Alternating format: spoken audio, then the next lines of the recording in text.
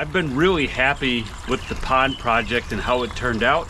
It's been a few months since installing it. It's now the middle of June and temperatures have warmed up. Obviously the water temperatures increased significantly.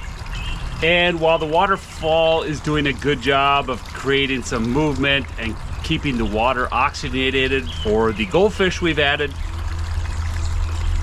it needs an upgrade.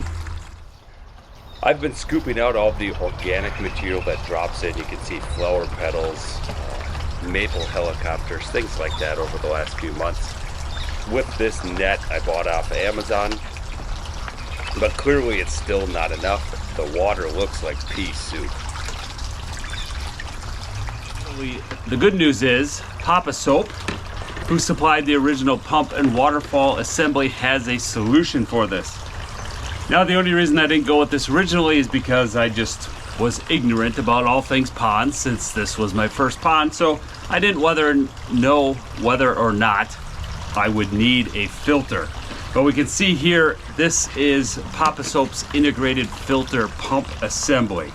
So this thing is pretty cool. We can use it with our waterfall pump, or we can just use it, have a fountain effect in the pond. Because this pond is relatively small and we already have the waterfall, I'm just gonna stick with the waterfall, but there's this included LED light in here. We can change the color and add a lighted effect to the pond. So I think that'll be pretty cool. I wanna show you what's inside this filter kit.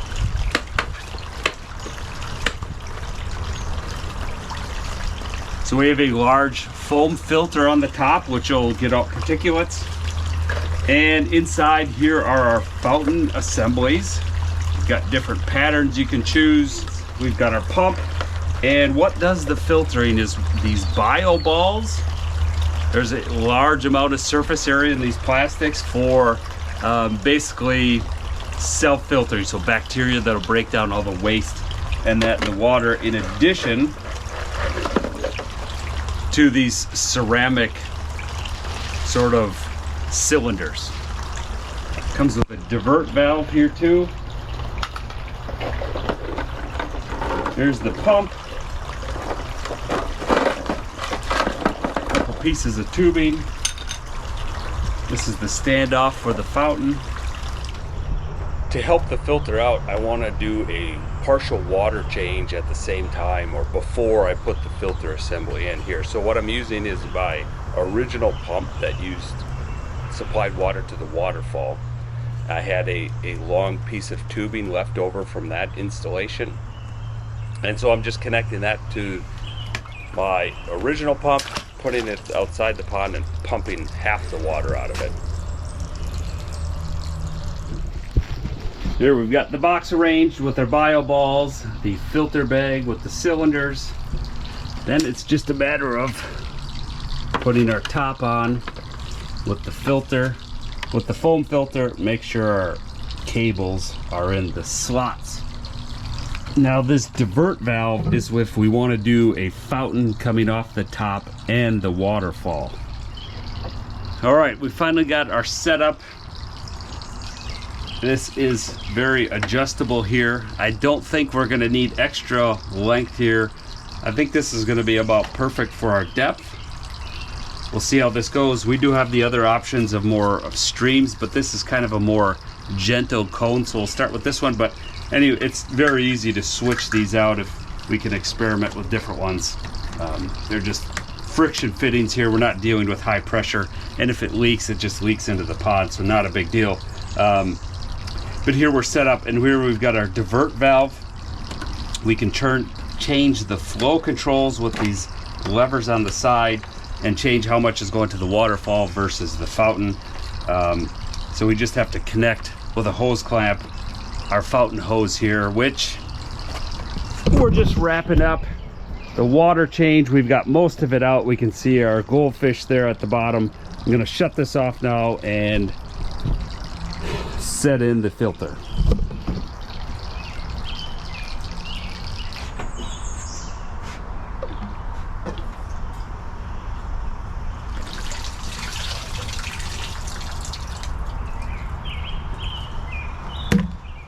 I'm changing course one more time because this output on the flow control valve is too small for our hose that goes to our waterfall. So I'm afraid this is not going to put out nearly enough flow to make a decent waterfall. So what we're going to do is ditch the idea of the fountain like I originally thought. I ended up using a 90-degree fitting that came with the original waterfall kit to connect this waterfall hose directly to the pump. One of the negatives with doing it this way is there's no good place to put that ring light, the LED ring light. It kind of sits above that divert valve, and then the pipe that comes in the middle with this 90-degree fitting, there was no place to put that, so I just set it on top of the filter assembly as shown here, and it stayed in place just fine, so it's not a big deal.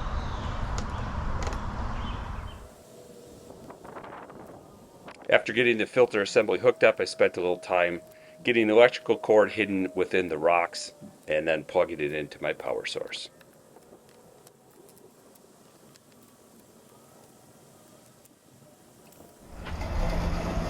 The filter's been running for a few hours now. We can see the pond is still pretty dirty, but I came out and it's floating now, which I saw in the instructions. It does say to add weight, add a few rocks to the inside to keep it weighted down. So not a surprise, I guess that's floating. I forgot to add that weight. It's been a few additional hours with the pump after I resubmerged it, made sure all the air was out of it. It's been sitting on the bottom perfectly now. Visibility has improved rather significantly. There's still a bit to go, but we still have good flow out of the waterfall, and we can now see our fish much more clearly.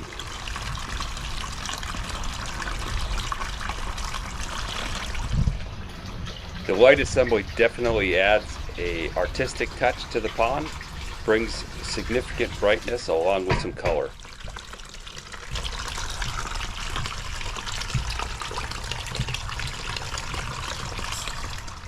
After 2 days of running with the new filter, I decided to take it out and clean the assembly because water visibility kind of plateaued and it stopped increasing. You can see the water still looks pea green with algae. So I figured it was time to take this apart and see what the filters looked like.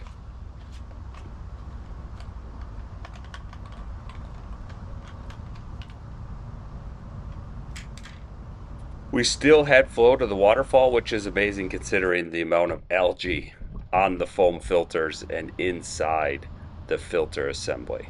So I started off, I did half of a water change, but still I had a huge amount of algae in this pond. So not starting in an ideal condition, it makes sense that there's going to be a significant amount of algae on these foam filters. So my plan after seeing this was, okay, let's do 3-4 rounds of this cleaning until water visibility improves significantly, and then we'll probably get ahead of this problem and won't have to clean it as often.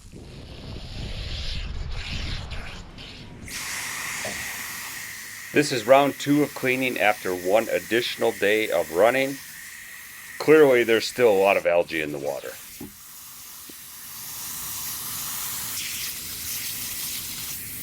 We just had a thunderstorm roll through, some pretty significant straight line winds. Thankfully all I have is leaves and branches down. Looks like some neighbors had some trees go down. So anyway, at least I didn't get that work. Ahead of me I hear some chainsaws going, so I'm assuming cleanup is already underway for my neighbors.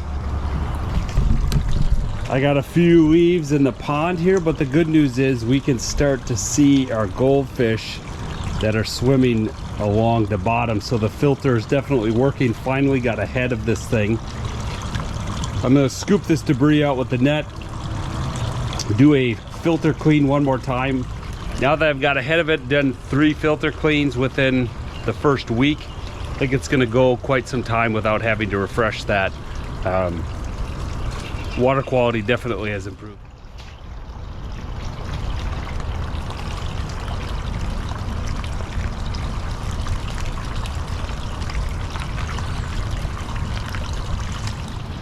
This filter's been a big upgrade for the pond. We can tell water quality has improved significantly. Visibility, I can see the fish even though they're at the bottom now. I think we've finally gotten ahead of that algae. I had to clean the filter elements 3 times, but as I said, now I think we're ahead of that, and we're filtering out the food that the algae has to grow. So we're eliminating that ahead of time, so we're not going to get into those algae situations. Filter is definitely a must-have for this type of pond if you're going to have fish in it and you don't want to treat it with heavy chemicals. Definitely recommend. This one's a good one from POPOSOAP, link in the video description. Hope this helped you out, or at least you found it interesting. Thanks for watching. Adios.